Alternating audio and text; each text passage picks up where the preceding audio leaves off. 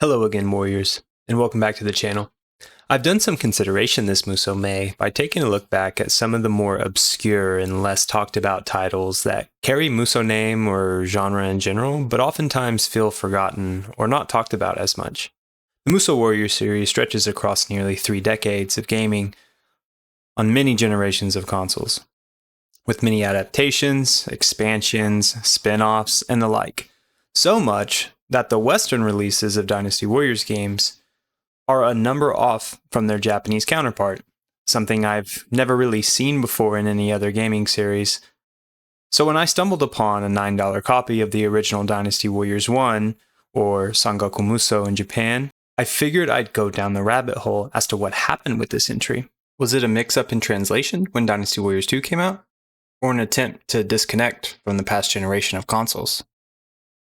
There's no debating that Dynasty Warriors games are the pioneer to the hack-and-slash genre that it's widely known for today, but it certainly didn't start out that way. In this video, we are remembering the humble beginnings of the very first Dynasty Warriors game on the PlayStation 1, the seemingly forgotten entry that acted as a catalyst to the Dynasty Warriors engine, and the discrepancies in titles still continued today.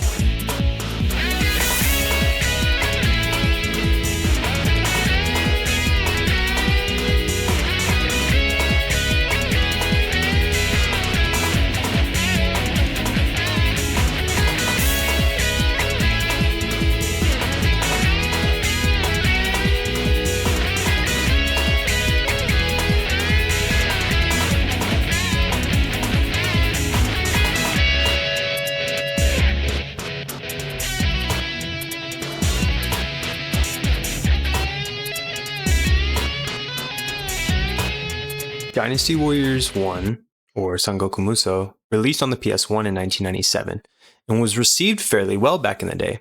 The 2D Tekken knockoff received a 78% on gamer rankings and was considered a well-rounded fighting game, similar to Tekken in difficulty and gameplay, but with a challenging yet rewarding defense system within the combat.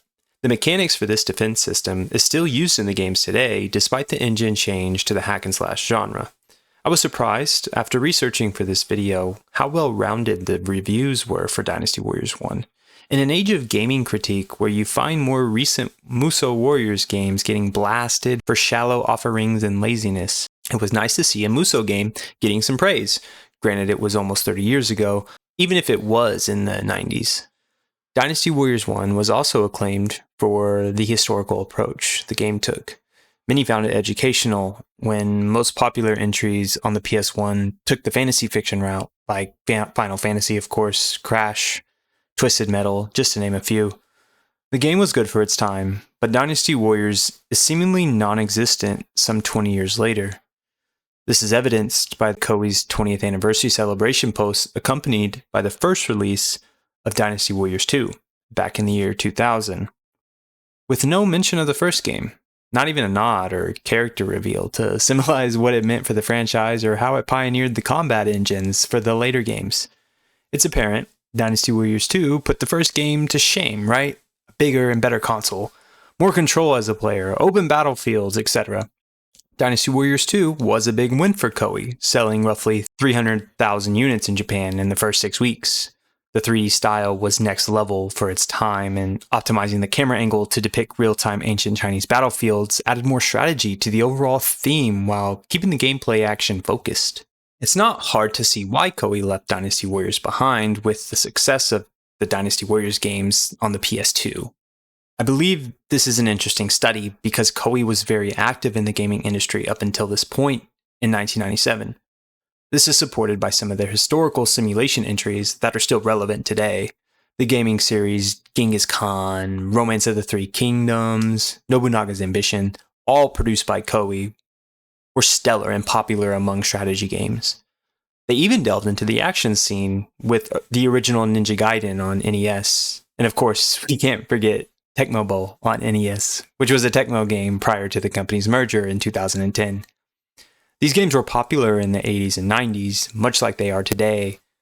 At this time, Koei was starting to make a name for themselves. Like many companies, in light of the PS1 being marveled over its 2D and 3D graphic concepts, Koei wanted in on the popularity. and adapted to a concept they knew they wanted to implement in the next generation of gaming, bringing the strategy and historical aspect to their games into an immersive action experience.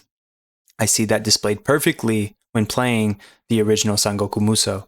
Koei was putting out strategy games and historical simulations that were technically tailored to a certain style of gamer, but knew they would widen their audience with a more action-focused experience, bring to life traits of these ancient Chinese warriors that aren't really brought to life in strategy games. The naming discrepancies with the games has always been a question mark for me. I think it explains potential errors in localization, but more so the seriousness Koei carried with moving on from Sangoku Musou, or Dynasty Warriors 1, and adding Shin to the names themselves. This clearly defines the differences in the games, so there's no confusion as to why the games are so drastically different. Maybe the West felt like it would cause too much confusion and didn't see the word true in the naming title as a proper translation. However, despite the title discrepancy, the first entry on the PS1 carries similar combos and movesets we see utilized in Dynasty Warriors 2. Not all that much, but Zhou Yu still has some of his rotational charge attacks that was present up until Dynasty Warriors 5, but altered slightly, of course. The combat in these games is pretty simple, there's no doubt about that. Some characters carry over certain movesets like we talked about, but it's just a different experience all in all. I mean, it's a 2D fighting game with a stagnant background, which is something I enjoy considering there's so many clones to Warriors games as of late. Characters carry their own unique movesets, and I grow to appreciate that as I grow experience with Warriors games. But an underrated quality is being able to customize your controls in the setting, because there's also a difficulty that you can alter to help tailor the game to your liking. This is something I greatly utilize to make progress in the game and to unlock characters. The story in Dynasty Warriors 1 is comparable to that of the later games, following the battles and timelines after the fall of the Han Dynasty. The game even brings over Nobunaga and Tokichi as unlockable playable characters. Subtle hint at the Samurai and Orochi spin-offs, eh? That Koei would produce in the coming years on the PS2. Nobunaga is a great Easter egg for this game, and I really love that they incorporated him in here. I really like his moveset and the costume given to him in sort of an ancient Chinese setting. But I find Tokichi as quite laughable. This is obviously Koei's aim, considering no other characters look this way. But after reading up on the story behind him on Neoseeker, it appears to be a play at Hideyoshi Toyotomi, or Hashiba, a historical figure who assumed names throughout his lifetime. At the beginning of his career, Hideyoshi took on the name Tokichiro Kinoshita when he joined the Imagawa clan. That could possibly explain the character intention. Some even go as far to say the big head depicted in the game is due to Hideyoshi's massive ambition and ego, perhaps. Regardless, it's cool to see these characters in the same game prior to the release of the Warriors Orochi series. Dynasty Warriors 1 bridged the gap to where Koei was to where they wanted to be, while staying true to themselves and bringing historical fiction to life with an action fighting game. With the PS2 on the horizon in the late 90s, Koei recognized the potential for Dynasty Warriors 1, but took the newfound Shin series on the PS2 to heights that are still marveled today. These games, in my opinion, Dynasty Warriors 2, 3, 4, and 5 on the PS2, is Koei's best stretch of releases to this date. In the realm of Dynasty Warriors, it's easy to overlook this first entry, since Koei has seemingly forgotten this title. But after looking at the success the games had on the PS2 and how certain elements were still implemented in later games, it makes me appreciate the pioneer Dynasty Warriors 1 was on the pseudo-prototype, if you will, for the PS2. For what Koei had in store for their future Musou games, which was altered more to the hack-and-slash genre.